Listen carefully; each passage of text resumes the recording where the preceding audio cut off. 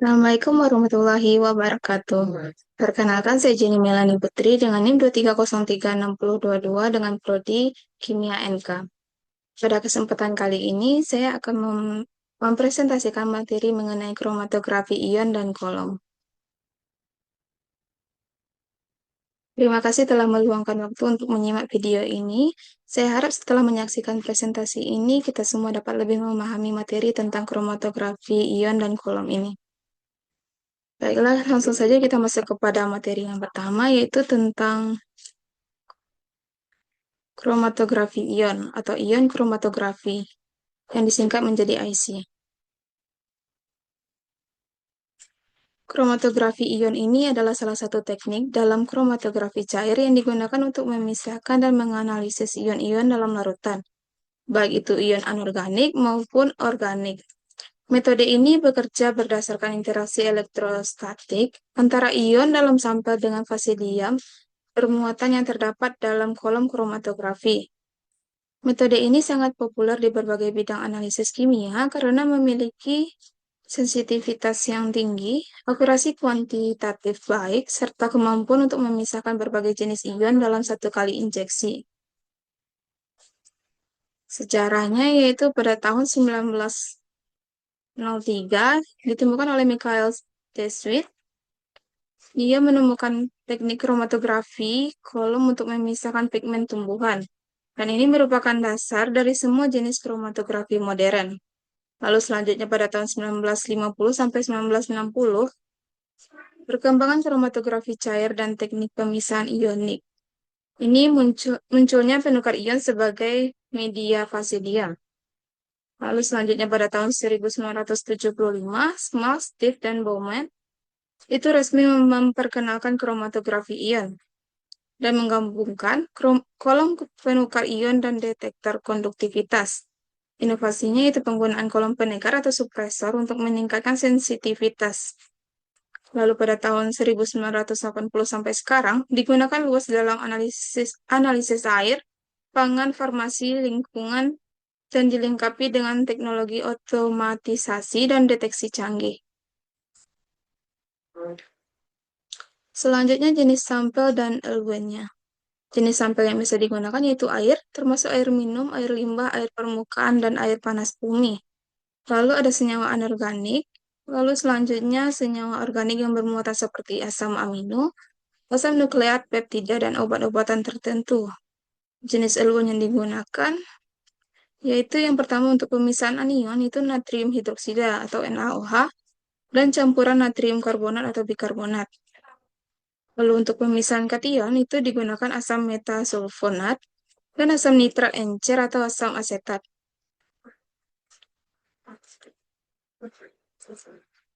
Selanjutnya yaitu skema, alat, dan mekanisme kerja kromatografi ion.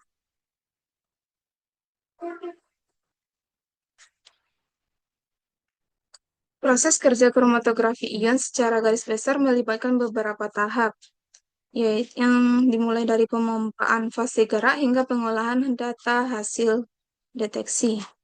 Yang pertama yaitu sistem dimulai dengan fase gerak, yaitu larutan pembawa yang umumnya berupa buffer tergantung jenis analit yang akan dianalisis. Eluen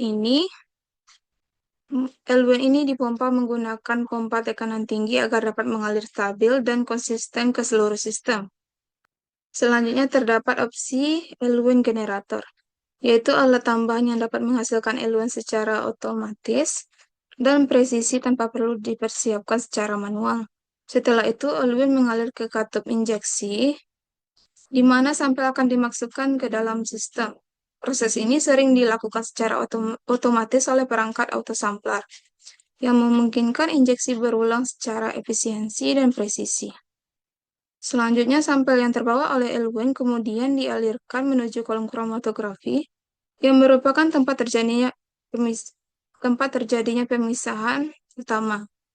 Kolom ini berisi fase diam yang berupa partikel resin dengan gugus fungsi bermuatan yang dapat menarik ion-ion dalam sampel secara selektif, baik itu anion maupun kation. Lalu dalam beberapa sistem, setelah melewati kolom, aliran akan masuk langsung ke perangkat supresor atau perangkat pasca kolom. Alat ini berfungsi untuk menurunkan konduktivitas eluen agar sinyal dari analit menjadi lebih tajam dan jelas saat dideteksi. Proses selanjutnya yaitu ke bagian detektor, yang berperan penting dalam mendeteksi keberadaan ion berdasarkan sifat fisiknya. Detektor yang biasa digunakan yaitu meliputi yang pertama konduktivitas, itu untuk ion-ion anorganik, lalu ada UV vis, itu untuk senyawa organik berwarna, lalu ada amperometri, itu untuk senyawa elektroaktif, dan terakhir yaitu spektrometer massa, yang digunakan untuk analisis struktural berdasarkan massa molekul. Yang terakhir yaitu data yang diperoleh dari detektor akan diproses oleh perangkat lunas komputer seperti OpenLab, Empower, atau Magnet. Disinilah analisis kuantitatif dan kualitatif dilakukan, mulai dari pengukuran konsentrasi hingga identifikasi senyawa berdasarkan waktu retensi. Dengan keseluruhan sistem ini, kromatografi ion menjadi metode yang paling sensitif, selektif, dan efisien untuk memisahkan serta mengidentifikasi komponen ionik dalam berbagai jenis sampel, baik dari lingkungan, pangan, air, hingga produk farmasi.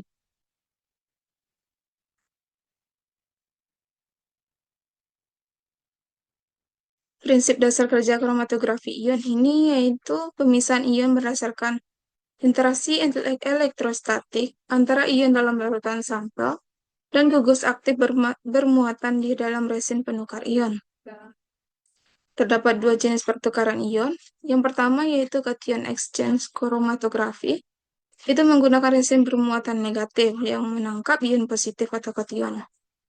Yang kedua itu anion exchange kromatografi, menggunakan resin bermuatan positif yang menangkap ion negatif atau anion. Ion dalam sampel akan berikatan sementara dengan gugus pada resin dan dilepaskan ketika eluen dengan kekuatan ionik lebih tinggi mengalir melalui kolom. Baiklah, selanjutnya data dan hasil ini didapatkan dari sebuah jurnal yang berjudul Aplikasi Teknik Kromatografi Ion pada penentuan kadar mineral mikrokation dan anion dalam sampel air panas bumi untuk tujuan balneoterapi. Jenis sampel yang digunakan yaitu air panas bumi yang diambil dari 3 lokasi di Jailolo, Maluku Utara, yaitu pada Bubul yang bersuhu 46 derajat Celcius, Payo yang bersuhu 50 derajat Celcius, dan Arugasi yang bersuhu 76 derajat Celcius. Lalu eluen yang digunakan yaitu yang untuk kation, itu 2,5 milimol per liter HNO3, dan untuk anion itu 6 milimol per liter Na2CO3 ditambah 0,5 milimol per liter NaHCO3. Untuk supresornya yaitu 50 milimol per liter H2SO4 untuk sistem konduktivitas tertekan. Ini merupakan data yang didapat setelah penelitian tersebut.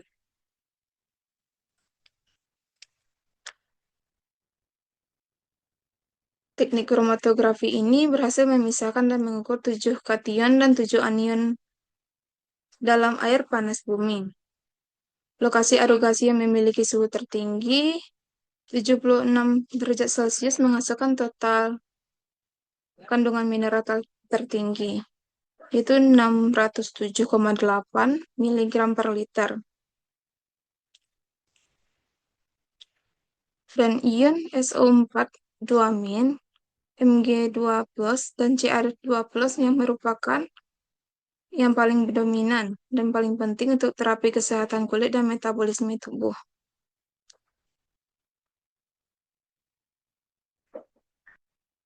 Selanjutnya kita masuk ke dalam kromatografi kolom. Kromatografi kolom sendiri yaitu teknik pemisahan komponen campuran berdasarkan perbedaan afinitasnya terhadap fase diam. Biasanya padatan seperti silika gel atau alumina. Dan fase gerak dan fase geraknya atau eluens yang mengalir melalui kolom. Sejarahnya itu ditemukan oleh Michael de Sweet. Pada tahun 1903, beliau menggunakan kolom tanah liat untuk memisahkan pigmen tumbuhan.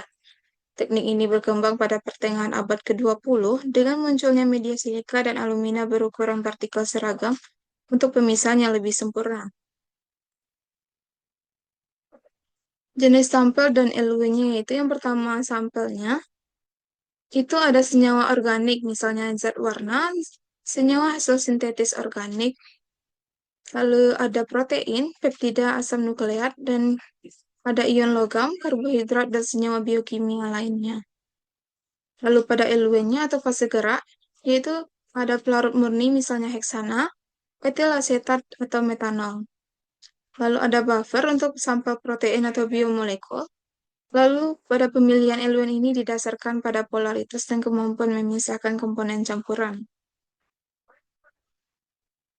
Prinsip dasar kerja kromatografi kolom ini yaitu pada perbedaan afinitasnya atau kekuatan interaksi antara komponen-komponen campuran terhadap dua fase yang berbeda. Yang pertama yaitu fase diam, biasanya berupa serbuk padat berpori seperti silika gel, SiO2 atau alumina Al2O3 yang dikemas dalam kolom vertikal. Yang keduanya yaitu fase gerak yang merupakan cairan atau eluen yang dialirkan dari atas kolom, misalnya pelarut seperti heksana, etil asetat, metanol, air, atau kombinasi bertingkat gradien polaritas.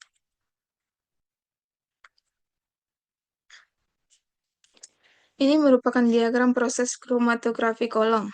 Diagram ini menggambarkan proses pemisahan campuran menggunakan teknik kromatografi kolom, yang melibatkan interaksi yang berbeda antara komponen sampel dengan fasa diam dan fasa gerak. Tahap yang pertama ini merupakan persiapan kolom dan pemuatan sampel. Pada tahap ini kita melihat sebuah kolom silinder yang bagian bawahnya menyempit dan dilengkapi dengan keran atau stopcock untuk mengatur aliran. Bagian utama kolom diisi dengan fasa diam yang berwarna biru muda. Ini adalah material padat penyerap seperti silika gel atau alumina, tempat komponen-komponen akan berinteraksi. Lalu di bagian paling atas, fasa diam itu yang berwarna hijau tua dimasukkan. Ini adalah campuran zat yang ingin kita pisahkan. Lalu pada tahap 2, ini merupakan awal proses elusi dan pemisahan. Fase gerak yang berwarna merah muda atau ungu mulai ditambahkan dari atas kolom dan mengalir ke bawah. Fase gerak ini adalah pelarut yang akan membawa komponen sampai melalui fase diam. Ketika fase gerak mulai mengalir, komponen-komponen akan mulai bergerak ke bawah. Lalu pada tahap ini kita sudah bisa melihat dari awal pemisahan sampel. Campuran hijau tua mulai terbagi menjadi pita-pita berwarna berbeda, yaitu hijau muda dan oranye. Lalu ini menunjukkan bahwa komponen-komponen mulai terpisah. Di bagian bawah kolom, yaitu terdapat tetesan-tetesan. Ini yang disebut dengan pengumpulan fraksi. Lalu selanjutnya pada tahap 3, yaitu pemisahan lebih lanjut berdasarkan interaksi. Fase gerak terus mengalir melalui kolom, pemisahan komponen menjadi lebih jelas. Pita hijau muda bergerak lebih cepat karena memiliki interaksi yang lebih lemah dengan fase diam, artinya lebih banyak berinteraksi dengan fase gerak. Lalu pita oranye bergerak lebih lambat karena memiliki interaksi yang lebih kuat dengan fase diam, artinya lebih sering tertahan oleh fase diam. Lalu pengumpulan fraksi juga terus berlanjut. Selanjutnya pada tahap 4 yaitu elusi komponen pertama. Fase gerak terus didorong masuk dan komponen yang berinteraksi paling lemah dengan fase diam telah bergerak jauh ke bawah kolom. Komponen ini hampir mencapai ujung bagian bawah kolom dan siap untuk dielusi keluar. Pita oranye dengan interaksi yang lebih kuat masih berada di bagian atas dan bergerak lebih lambat. Lalu yang terakhir ada tahap 5 yaitu elusi komponen terpisah. Komponen hijau muda pada tahap ini telah sepenuhnya keluar dari kolom dan telah terkumpul secara terpisah. Fase gerak terus mengalir keluar terus mengalir untuk mendorong komponen oranye ke bawah. Kolom kini didominasi oleh fase diam dan fase gerak, dengan komponen oranye bergerak menuju bagian bawah untuk dielusi pada waktunya. Singkatnya, diagram ini menunjukkan bagaimana perbedaan afinitas komponen sampel terhadap fase diam dan fase gerak yang menyebabkan mereka bergerak pada kecepatan yang berbeda melalui kolom, sehingga memungkinkan pemisahan komponen-komponen tersebut secara individual. Selanjutnya, ini merupakan data dan hasil yang juga diambil dari suatu jurnal yang berjudul Karakterisasi Minyak Ikan dari Pemurnian Limbah Ikan Tuna dengan Zeolit secara Kromatografi Kolom.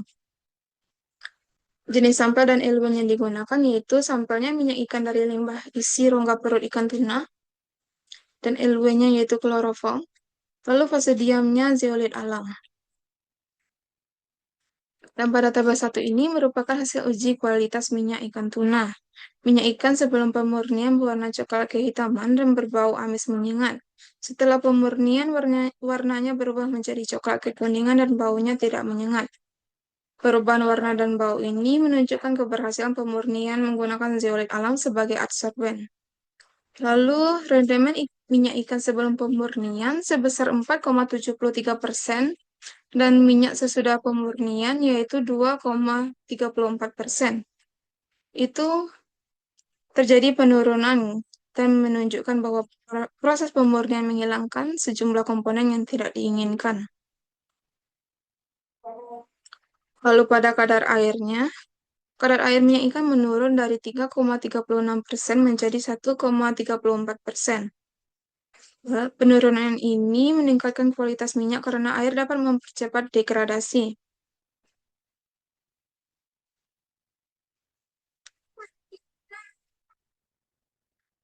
Dari grafik yang bisa dilihat, yaitu jumlah puncak pada spektrum GCMS meningkat dari 26 menjadi 31 setelah pemurnian. Ini menandakan adanya perubahan komposisi senyawa kimia pada minyak ikan. Peningkatan jumlah puncak GCMS ini menunjukkan bahwa pemurnian membantu mengungkap lebih banyak senyawa dalam minyak ikan. Baiklah, selanjutnya untuk lebih dapat memahami tentang kromatografi kolom ini, mari kita simak video ini secara bersama-sama. Selamat datang kembali di Rumah Biologi Indonesia. Pada episode kali ini kita akan membahas tentang adsorption chromatography atau kromatografi adsorpsi. Kromatografi adsorpsi bekerja berdasarkan prinsip penyerapan diferensial. Senyawa yang berbeda akan diadsorpsi pada adsorben yang berbeda derajatnya. Dikenal dua jenis kromatografi adsorpsi, yaitu pertama kromatografi kolom atau kolom kromatografi, dan yang kedua kromatografi lapis tipis atau thin layer kromatografi. Pada kesempatan kali ini kita akan membahas lebih jauh tentang kromatografi kolom atau kolom kromatografi. Kromatografi kolom melibatkan pemisahan dari campuran di atas kolom adsorben. Fase diam yang digunakan dapat berupa alumina padat, gel silika, dan lain-lain. Setelah kita memilih fase diam, lalu fase diam tersebut kita larutkan dan kita masukkan ke dalam tabung gelas panjang yang dilengkapi dengan stopcock di ujung bawahnya. Campuran yang akan dipisahkan disiapkan dengan cara dilarutkan pada pelarut yang sesuai. Kemudian larutan campuran tersebut dituangkan di atas kolom adsorben. Campuran yang akan dipisahkan akan bergerak ke bawah dan teradsorpsi pada bagian yang berbeda pada kolom.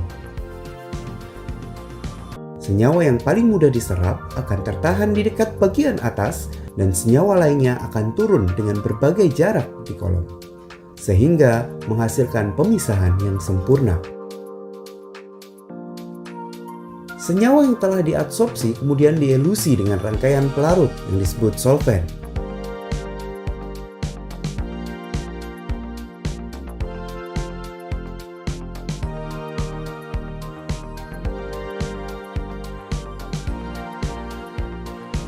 senyawa di bagian bawah kolom merupakan senyawa yang kurang mudah diserap, sedangkan yang paling atas adalah yang mudah untuk diserap.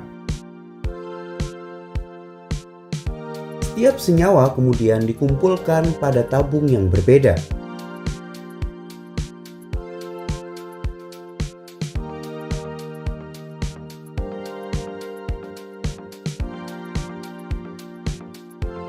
Pada tahap akhir dilakukan proses penguapan agar diperoleh kembali senyawa yang telah dipisahkan.